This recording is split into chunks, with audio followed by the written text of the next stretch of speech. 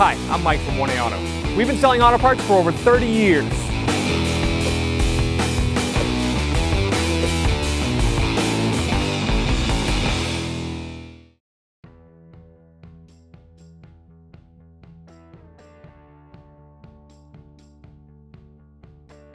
What's up guys, I'm Andy from 1A Auto. Today I'm going to show you how to replace this rear brake pad wear sensor on this 2007 Mini Cooper S. Ours broke while we were taking it apart. If you need parts for your vehicle, click the link in the description and head over to 1aauto.com. We're going to take this center cap off. I'm just going to use a straight blade screwdriver. I'm going to use a rag so I don't scratch the wheel. Just get in here. There is a little slot on the cap right here. So pull that off. I'm going to loosen up these lug bolts. I'm going to use a 17mm socket and a breaker bar. Just crack them free before we lift the vehicle.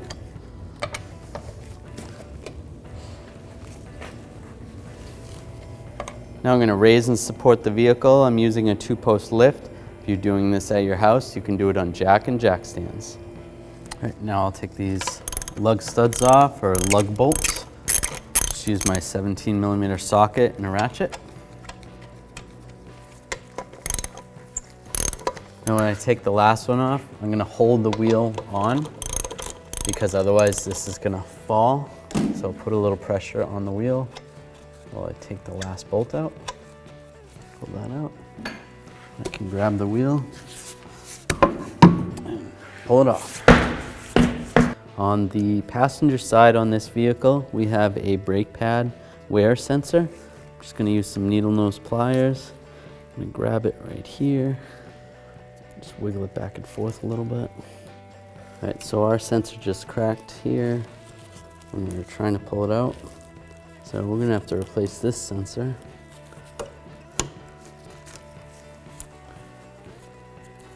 All right, so take that off there. And over here on the bleeder, slide this cap off, and we can pull the sensor wire out of your way. And using needle nose, trying to get it out, didn't really help us out here. This is just in there too long. It's been in here since brand new, so we'll just take the caliper off and get it off when the pads come out. One thing you want to keep in mind when you're working on the rear brakes, before we pull the caliper off, you are going to want to make sure the parking brake is released. If you have an automatic transmission, leave it in park. If you have a manual transmission, make sure you leave it in gear, and it's a good idea to chock the front wheels so you do not roll. I'm going to take these 2 bolts out. I'm going to use a 13mm socket and a ratchet. This one's in there pretty good. And I can see that the stud is spinning. I'm going to use a 15mm wrench to keep this caliper slide pin from spinning.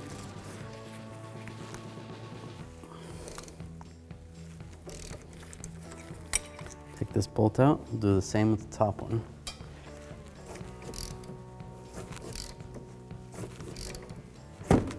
It's on there pretty tight because there's some thread locker on there.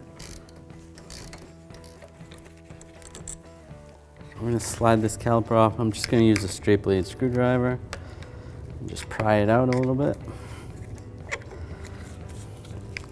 I can try to compress it, but it's really not going to compress too much. All right, got that off. I'm going to grab a bungee cord. I'm just going to slide it around this strut here.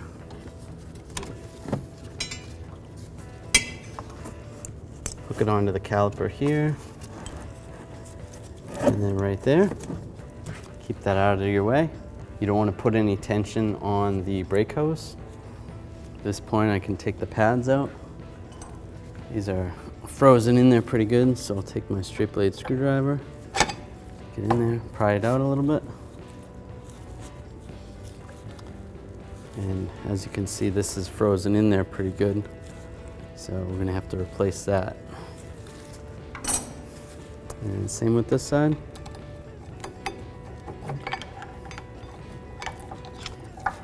Pull that off. I need to take these 2 caliper bracket bolts out. They're a 16 millimeter, so I'll use a 16 millimeter socket and a breaker bar. Let's just break them loose first. Then I'm going to switch to a 16 millimeter socket and a ratchet. It's kind of hard to reach those bolts, so just pull the socket off and loosen it up by hand. Alright, then I'm going to hold the bracket while I take the last bolt out. When I pull the last bolt out, then I will just grab the bracket and slide it back. Alright, so we're going to take this bolt out that holds the rotor on. I'm going to use this impact driver. You can get these at 1aauto.com. And I'm going to use a T50 socket. Slide this on here. Hold this. You're going to hold a little bit pressure like you're loosening it, and then hit it with a hammer. Now I'll take my socket and my ratchet. Just hold the rotor while I'm taking this out. You could also use an impact gun if you struggle a little bit. If you have air available to you, pull that out. Pull the rotor right off. Here's our old brakes. Here's our new brakes from 1aauto.com. As you can see, the shapes of the pads are the same. They have the same ears, same spot for the pad sensor. The outboard pad is the same. The rotors are the same. The hats are the same height. Thickness is the same. Get yours at 1aauto.com and you'll be ready to rock and roll. We're going to clean this brake caliper bracket. I'm just going to use a wire brush. Clean this area right here. We're going to clean these pad clips, brake pad clips. Take a flat blade screwdriver, just get it underneath here, peel them off. Take that off. If the back's dirty, just clean this off a little bit. And then if there's any rust in here, we're going to clean this off. This will just make the brake pads slide better. Take the pad clip, reinstall, line it up, push it down. We'll do the same with the other side. Then we're going to take these caliper slide pins, just hold the rubber grommet down, pull the pin out, take a little brake parts cleaner, spray that, take a rag and wipe it. And on the caliper side, just spray some down the hole. You can take the rag and try to clean some of that. Then I'm going to take some brake caliper grease, just put it on the pin. Slide the pin back in, make sure it seats the rubber grommet. Do the same with this side. All right, before we install the rotor, I'm just going to take some brake parts cleaner, wash it off. There is a protective coating on the rotor so that it doesn't rust. So you want to wash that off this side, also on this side. And then wipe it with a rag. Before we install our new rotor, there's a lot of rust buildup on this hub. So I'm going to just take a wire brush. I'm going to clean this all up. Now we're going to install the rotor. Just line the holes up. There's an extra hole right here for this bolt, this Torx bolt. It's going to go there. Get that started. I'll use my T50.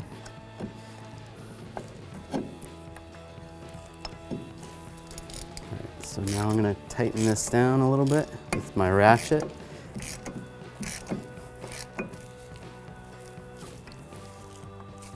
Make sure all the holes are lined up good. You don't want to tighten this too much, just snug. That just holds the rotor from falling off.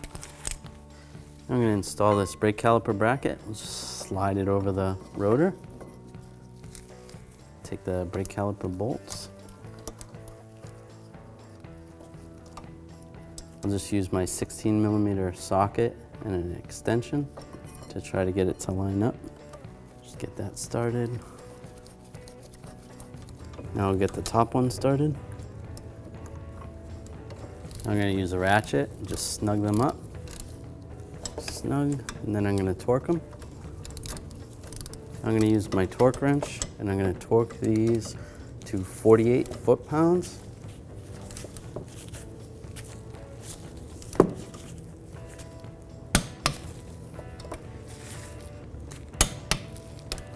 All right, now we're going to install the pads in the caliper bracket. There is an inboard pad and an outboard pad. The difference is this has this little extra ears on top, whereas the outboard one is flat. This is where the caliper piston is going to sit, and also the brake pad warning sensor is going to go in there. So slide that on the inside, just like that, and then this one's going on the outside. Next we have to compress this caliper piston. We need this special tool. We actually sell this tool at 1aauto.com. It has different little ears on this so that we can take a extension and line this up with the piston on the caliper. And we can take a ratchet and slowly tighten this down. You can spin this. As this is spinning, it's compressing the piston back into the caliper. It's pushing fluid back through the lines, back through the master cylinder, and up into the reservoir. It's a good idea to check your reservoir when you're done the brake job to make sure it's not over full, and adjust accordingly. And that looks like it's down all the way. And there's not any buttons on the actual pads that have to get lined up with anything. So that can go on just like that. Now we're going to take the bungee cord off.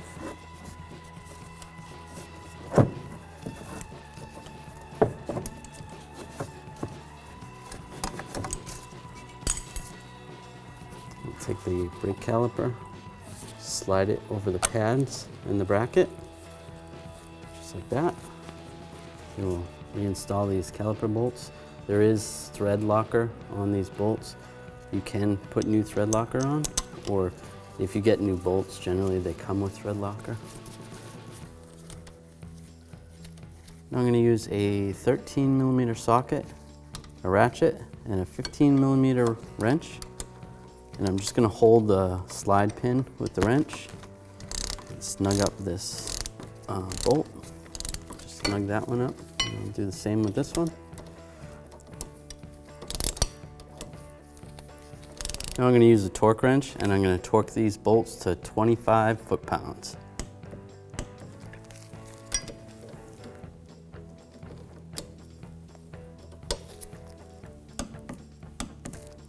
Your brake pad wear sensor may break, so we're going to show you how to replace it and put a new one in.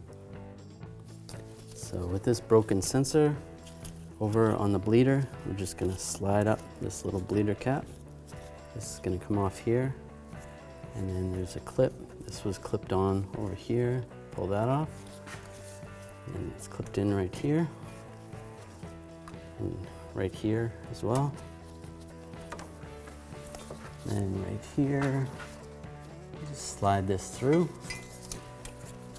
Clipped in right here.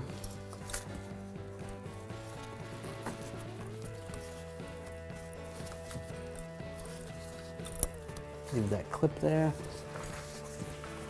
And then there's a connector behind here. You can slide the shield down a little bit. We're gonna pull on the connector. It's behind this blue connector. Slide this down and out. We pull it over here, it makes it a little easier to work on. Push this little button. And pull the connector out. So now we have our new sensor wire right here and connector. We want to line this up, make sure it goes on the right way. It only goes on one way. If you flip it over, it's not going to lock in. So there's like a horseshoe like curve on the bottom of this, and then kind of like a little box on the top, and then also a groove in the top of the connector. So get those lined up. Line that up like that and lock it in place. Now we're going to fish this back up here, and it's going to get secured behind this blue connector back here. If you have to take the blue connector out, you can pull that out. I'm just going to slide it behind it.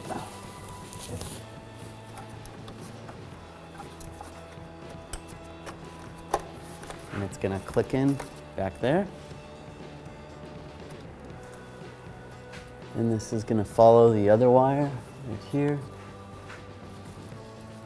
There's a little retainer right here.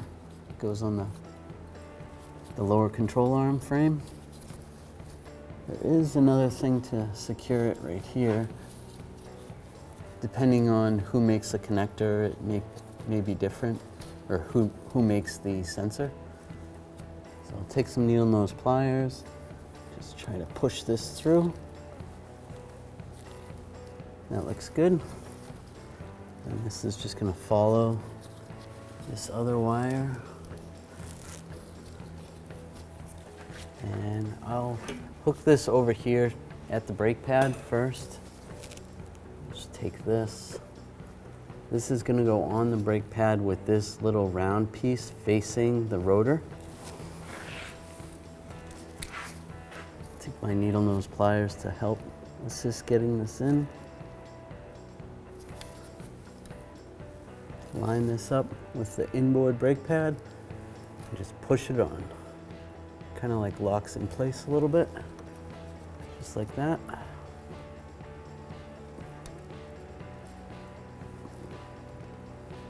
Push it down, that's good. This is going to connect to the bleeder right here.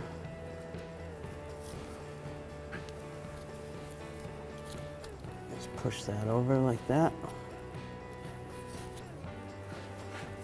And then these will connect to the wires,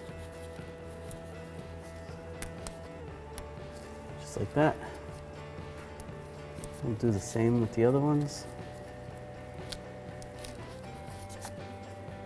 A little bit tricky. And then slide that through, just like that.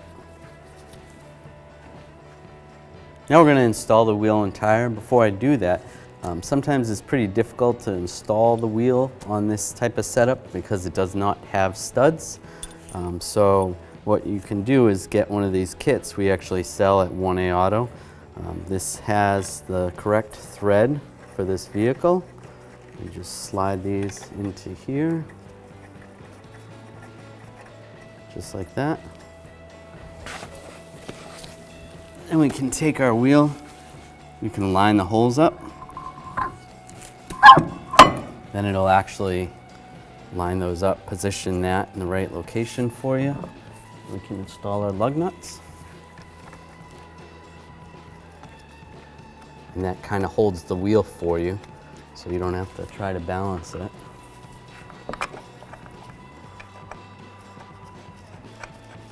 Once you get those two lug nuts on, you can take these out.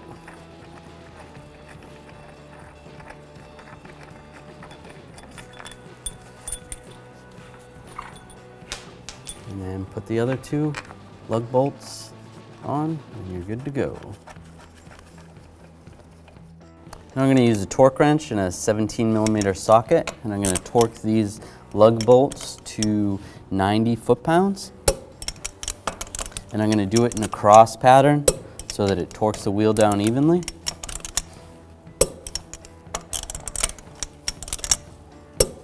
I'm just going to go back and double check, make sure everything's tight.